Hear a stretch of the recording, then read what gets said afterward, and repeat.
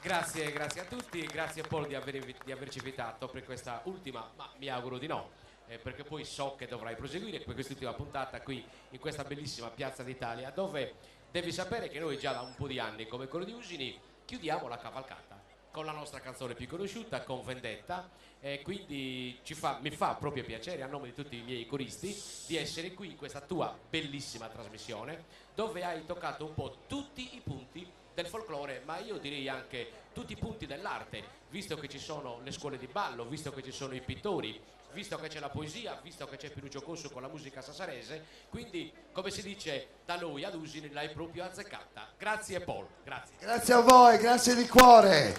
Poi ci sarà, lo ricordiamo, una spinata con alcuni dei personaggi che sono stati con noi, ma noi continuiamo ancora con Latino perché c'è Ica Busa, LDB, linea di ballo, bentrovata Ica. Siamo senza microfono Ica, usiamo il mio. Buonasera Ica, come va? Tutto bene? Bene, grazie a Sassari in Piazza e a te di averci invitato. Anche noi facciamo parte dell'associazione MSP Italia, che grazie a loro noi siamo potuti andare avanti.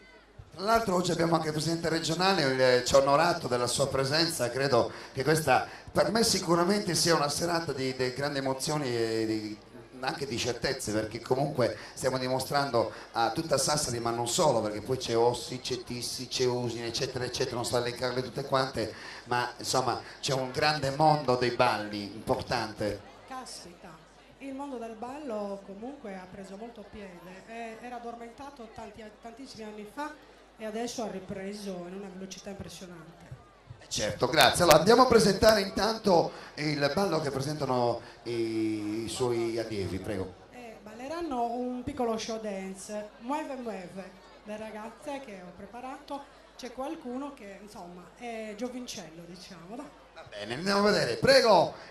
Grazie Ica. LDB, linea di ballo di Ica Busa. Con una mano en mi cintura, deja que mueva